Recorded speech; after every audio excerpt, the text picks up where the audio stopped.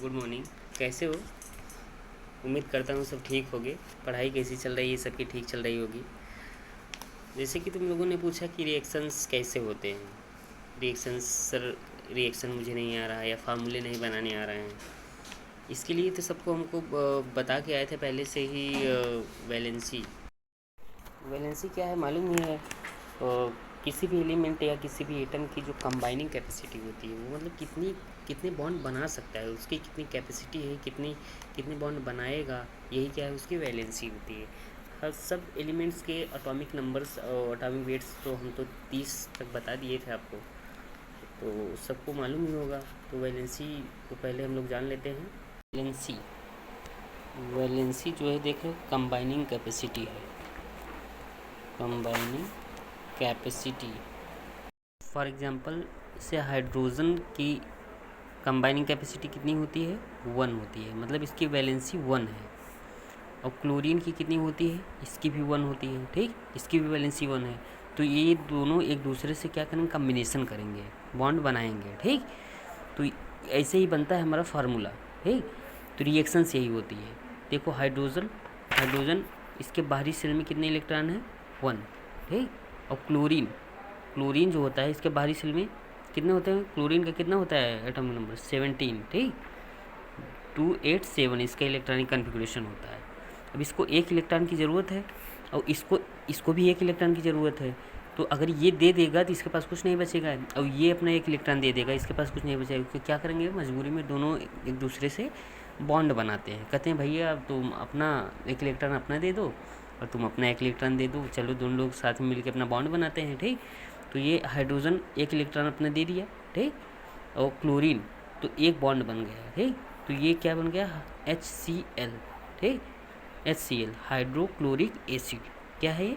Hydrochloric acid.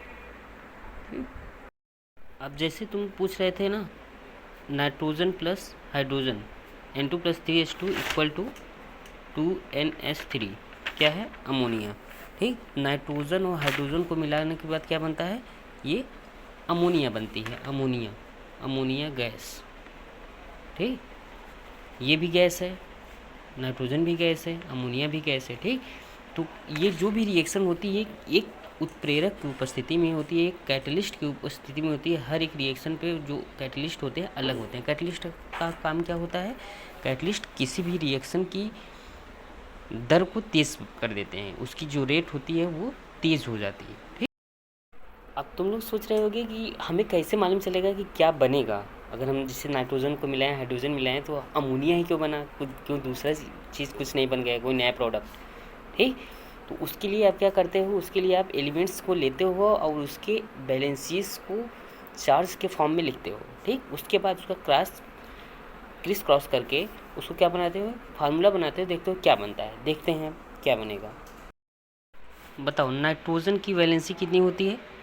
ये 3 होती है। ठीक, ये 3। ठीक, और हाइड्रोजन की कितनी होती है? 1 होती है। ठीक, अब मैंने इसको बताया था, इसको क्रॉस मल्टीप्लाई करोगे। ठीक, अब इसके नीचे हमने इसके वैलेंसीज को लिख दिया, इसके चार्ज के फॉर्म में इसको मैंने लिख दिया। ठीक, अब यहाँ पे देखो, ये 1 यहाँ पे इसका मल्टीप्लाई कर दोगे और इसका ये कि यहाँ पे 3 कर दोगे। ठीक, जब ये 1 यहाँ पे आ जाएगा तो N 1 हो जाएगा। ठीक, और H के पास 3 चल जाएगा। ठीक, तो क्या हो गया? अब इसको 1 हटा के क्या कर सकते हो? NH3, ये अमोनिया बन गया ना। तो मिला कि ये क्या बना? नाइट्रोजन और हाइड्रोजन को जो हम मिलाते हैं तो अमोनिया बनती है। ठीक, तो जब रिएक्टेंट आपस में जब रिएक्शंस करते हैं तो क्या बनता है? प्रोडक्ट बनता है। ठीक, और बाकी तुम जानते हो रिएक्टेंट साइड और प्रोडक्ट साइड में जो एटम्स के नंबर होते हैं वो क्या होते हैं? बैलेंस होने चाहिए, बैलेंस रिएक्शन। तो बैलेंस करना सबको आता ही है। ठीक, अब आप देख लोगे नाइट्रोजन के कितने एटम हैं, हाइड्रोजन के कितने एटम हैं इधर, ठीक, उधर कितने एटम हैं, तो आप क्या करोगे? उसको बैलेंस करोगे। जब तक रिएक्शन बैलेंस नहीं रहती वो सही नहीं मानी जाती। ठीक, अब जैसे दूसरा एग्जांपल लो, जैसे हाइड्रोजन लो और ऑक्सीजन लो। ठीक, ठीक, अब देखो क्या बनेगा आगे। अब तुम ही बताओ। अब हाइड्रोजन की वैलेंसी कितनी होती है? 1 होती है। ठीक, और ऑक्सीजन की कितनी होती है? -2। ठीक, अब ये इधर करोगे और ये इधर करोगे। ठीक, इसे चार्ज के फॉर्म में हमने लिख दिया, इसका मल्टीप्लाई। अब यहाँ पर करोगे H2 हो गया। ठीक, ये 2 इधर आ गया और ये O के पास 1 हो गया। तो क्या बन गया बताओ? H2O। मतलब प्रोडक्ट का बना बताओगे H2O, समझ में आया। उसके बाद बैलेंस करना रहेगा तो आप बैलेंस कर लोगे, यहाँ पे 2 लिख दोगे, 2H2 + O2 इक्वल टू ये क्या हो गया 2H2O, यहाँ पे 2 जो 4, 4 हाइड्रोजन 2 ऑक्सीजन 2 ऑक्सीजन।